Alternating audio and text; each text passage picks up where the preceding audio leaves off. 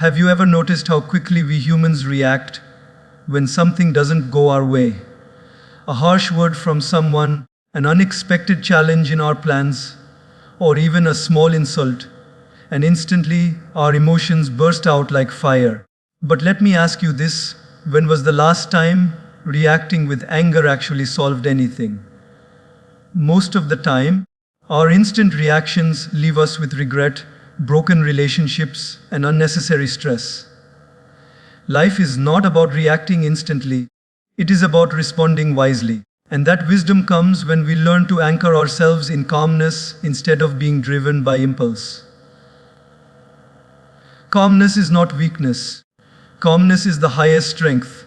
Anyone can shout, anyone can get angry, anyone can slam doors, but it takes true inner power, true connection with God to remain peaceful in the middle of storms. Imagine if we all lived with that calm spirit. How many arguments would be avoided, how many friendships would be saved, and how much peace we would carry within ourselves. Calmness is not something you practice only when life is easy. It is tested when life shakes you. And in that moment, the choice is yours. Do you react with impulse, or do you respond with calmness? The power of pausing before you respond is one of the most underrated yet life transforming practices one can cultivate. Think about how our days unfold. Something small happens, and instantly we find ourselves reacting. Maybe a colleague makes a comment that feels unnecessary, and before we even process it, words spill out of our mouths. Or perhaps you're stuck in traffic, and someone cuts you off, and suddenly anger takes over. The truth is, in every one of these moments, there exists a tiny gap, a sacred pause, a breath of silence that can completely change the outcome of the situation. That pause is where calmness lives, and it is the gateway to wisdom. When you pause, you are not running away from the situation, nor are you suppressing your emotions. You are simply giving yourself permission to breathe, to reflect, to step back from the fire that wants to burst out. It's like when hot tea spills on the table. You don't immediately put your hand into it, do you? You wait, you take a moment, you assess because instinctively you know rushing will only cause harm. Similarly, when life spills negativity, a pause is what prevents the burn. Look around in daily life, and you'll notice how most regrets come from words spoken too quickly, from decisions made in haste, from actions born out of impulse rather than reflection. A parent scolds a child harshly in the heat of the moment, only to regret the words later. A friend reacts defensively to a small misunderstanding, only to realize it was never as big as it seemed. How many of us carry wounds from someone's impulsive words? And how many others carry the guilt of having said them? All of this can be softened, even avoided, by practicing the art of pausing. The pause is not empty, it is full. Full of awareness, full of strength, full of God's quiet whisper that tells you, choose calmness, not reaction. It is in the pause that you give space for wisdom to arise. Without it, the mind, driven by emotions, takes control, and emotions are like waves, powerful but often directionless. With a pause, you become the sailor who steadies the boat instead of letting the storm decide where it goes. Think of a time when someone criticized you unfairly. The natural urge is to fire back, to prove yourself, to sting them with words sharper than theirs. But if in that moment you take even a few seconds to pause, you realize that reacting will only make the fire bigger. That pause gives you the ability to either respond kindly, walk away with dignity, or speak in a way that maintains your peace. That is real power, not the power to dominate others, but the power to govern yourself. Life is a series of choices, and the pause is the doorway to making the right choice. Have you noticed that nature itself operates with pauses? The night pauses before becoming day, the seasons pause before changing, the heart pauses between each beat. These pauses are not mistakes, they are part of the rhythm of life. In the same way, when we insert pauses into our actions and responses, we align ourselves with the deeper rhythm of existence. Imagine you're about to reply to an offensive message. Your fingers hover over the screen, ready to type words that match the harshness of the one you received. But then you pause, you breathe.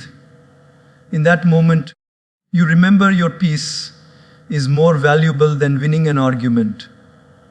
You delete what you were going to send, and instead you respond with grace, or maybe you don't respond at all. That single pause could save a relationship.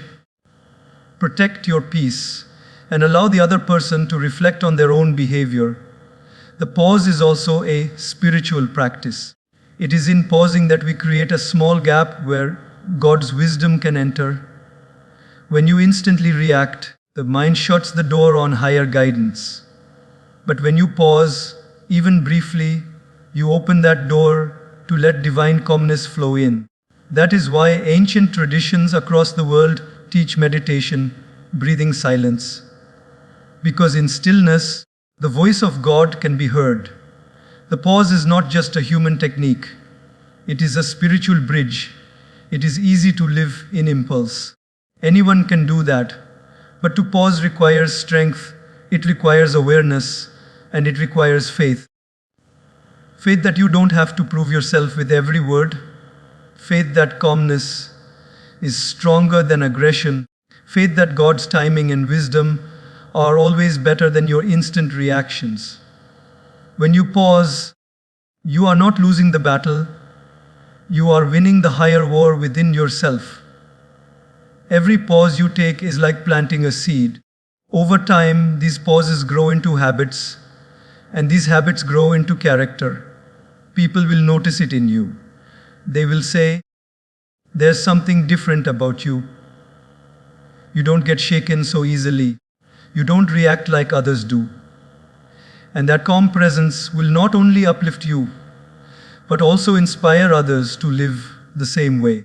Your pause becomes a gift, not only to yourself but to everyone around you. So next time life tests you with a harsh word, an unfair act, or a sudden challenge, remember this: you don't have to react immediately. You have a choice. You can pause. And in that pause lies your strength, your dignity, your peace, and your connection with God. Because calmness is not what you show when life is easy. Calmness is what you choose when life is difficult. And that choice begins with a pause. To see through the eyes of God is to shift your entire perspective of life. Most of us see only through the narrow lens of our own emotions, our own pain, our own desires. When someone hurts us, we instantly see them as wrong. When someone disagrees with us, we see them as the enemy. When someone succeeds more than us, we see them as competition. But imagine, even for a moment, if we could step outside of our limited vision and see others the way God sees them. Every soul, no matter how flawed, no matter how broken, is still on a journey. Every act, even the one that hurts you, comes from someone who is carrying their own unseen burdens. When you learn to look at life with that wider, divine perspective, your reactions transform into responses filled with patience, compassion, and wisdom. Think of a child throwing a tantrum. To a stranger, it may look annoying or disruptive. But to a loving parent, it's understood as a stage of growth. The parent doesn't hold grudges against the child. They see beyond the surface. They see the innocence and the process of learning. In the same way, God sees us. And when we learn to see through His eyes, we begin to view people not just by their actions, but by their deeper struggles and potential. That simple shift softens our reactions. Instead of reacting with irritation, we respond with empathy. Instead of holding on to resentment, we allow space for understanding. Daily life gives us countless opportunities to practice this. A co-worker may speak harshly, not because they truly dislike us, but because they are stressed or overwhelmed with something we don't know. A friend may become distant, not because they don't value us, but because they are quietly battling something within themselves. Even a stranger who cuts us off in traffic may not be a bad person, but someone rushing to meet a critical situation. When we look at them only through our eyes, we see insult, disrespect, or inconvenience. But when we shift to seeing through the eyes of God, we see a human being with their own invisible load. This shift alone can stop us from reacting impulsively and instead move us towards responding with calmness. It is not always easy. The ego does not like to see through anyone else's eyes. The ego wants to protect itself, prove itself, and defend itself. But calmness is found when the ego takes a step back and the heart steps forward. God does not see us as perfect beings. He sees us as works in progress. If He were to react to us impulsively every time we fell short, imagine how much harsher life would be. Instead, He sees beyond our flaws and grants us opportunities to grow again and again. When we practice the same with others, we mirror the divine patience and kindness that has always been extended to us. Consider a family argument. Tempers rise, voices grow louder, and suddenly words are spoken that can never be taken back. In that heated moment, each person is only seeing through their own pain, their own rightness. But what if one person paused and chose to see the situation through the eyes of God? They would notice the fear behind the anger, the insecurity behind the harshness, the love that is still buried under the misunderstanding. With that perspective, the words they choose would change. The fight would dissolve sooner, and peace would return quicker. This is the quiet strength of learning to see beyond appearances. Seeing through the eyes of God also teaches us forgiveness. When someone hurts us, it feels personal, but often it is just the expression of their own inner suffering. Just as a sick person coughs without meaning to hurt those around them, a hurting person sometimes spreads pain unintentionally. When we look at them through the eyes of judgment, we become bitter. But when we look at them through the eyes of God, we see their illness, their wound, their humanity. And then forgiveness is no longer a burden. It becomes natural. This shift in vision also makes life lighter for us. Carrying resentment is heavy. Reacting impulsively drains our energy. But when we look at life with divine perspective, we release ourselves from unnecessary anger. We realize that everyone is doing the best they can from the level of awareness they have. This doesn't mean we allow others to mistreat us. It means we don't let their actions steal our peace. We can set boundaries calmly, stand up for ourselves firmly, and yet do so without anger poisoning our hearts. In spiritual practice, many teachers remind us that what we see outside is often a reflection of what is inside.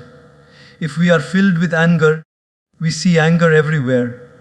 If we are filled with jealousy, we see jealousy in others. But when we fill ourselves with calmness, we begin to see calmness even in difficult moments. Seeing through the eyes of God is essentially purifying our inner lens. The clearer the lens, the clearer the vision. Think about the people in your life right now who test your patience the most. Instead of asking, "Why are they like this to me?" try asking, "What might they be going through that I cannot see?" That single question can turn irritation into empathy, and empathy is the soil in which calmness grows. Suddenly, instead of reacting, you are responding. Instead of fire, you are offering water. Instead of division, you are building bridges. The highest form of wisdom is not found in knowing how to outsmart others, but in learning how to see them with compassion. Calmness is not built in isolation, it is built in relationships, in conflicts, in misunderstandings.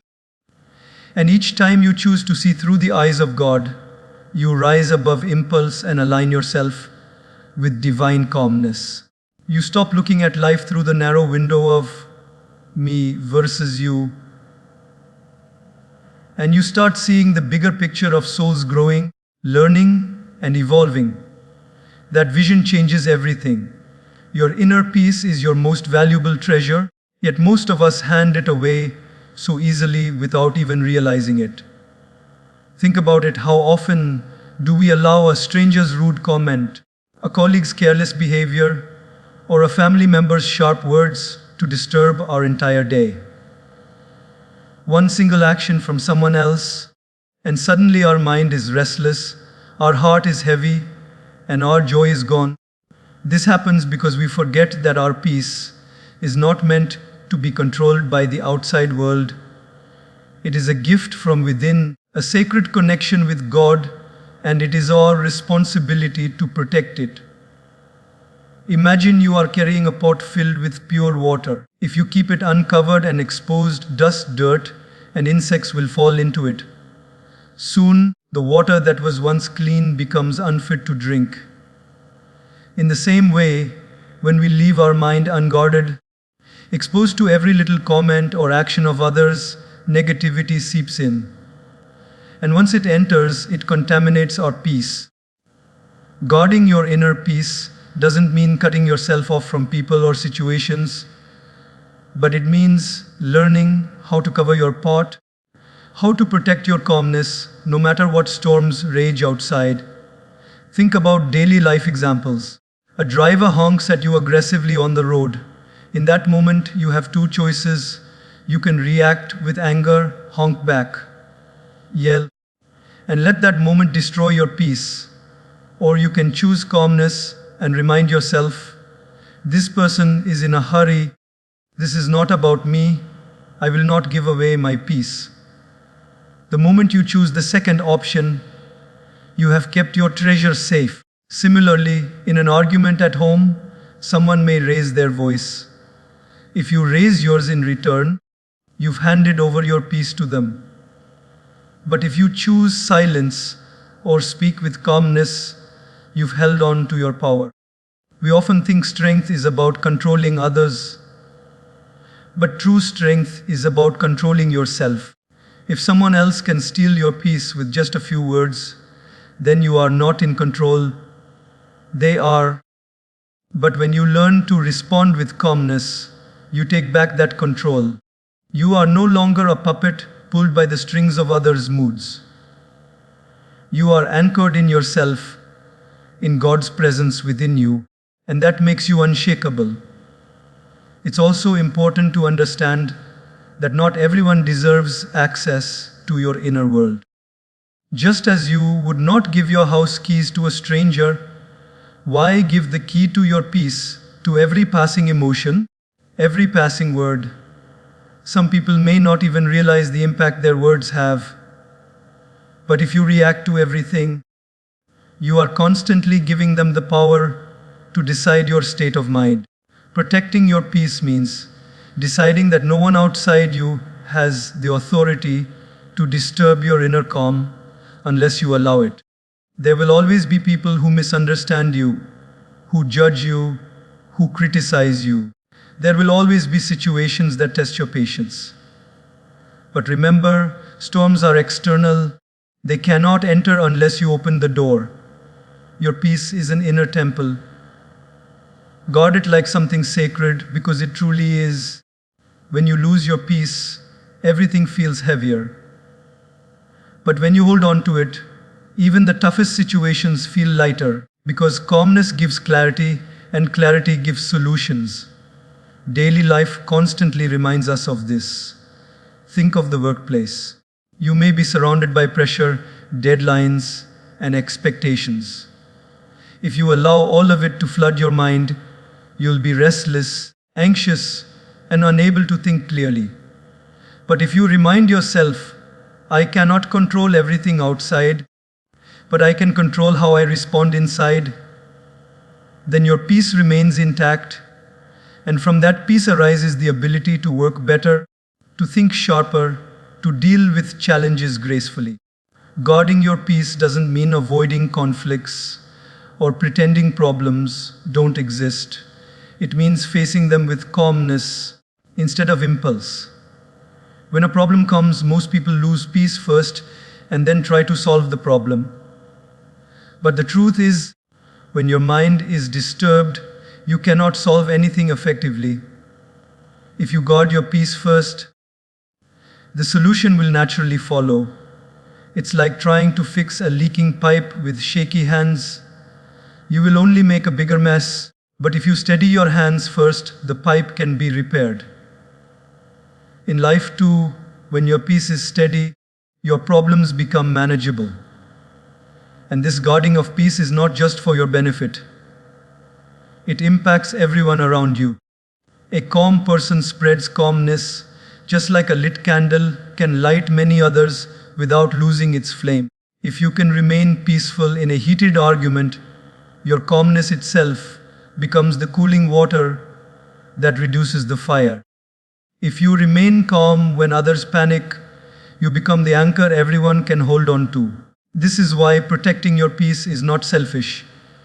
It is a service. Because when you are peaceful, you radiate stability, and others feel safe around you. Ultimately, protecting your peace is protecting your connection with God.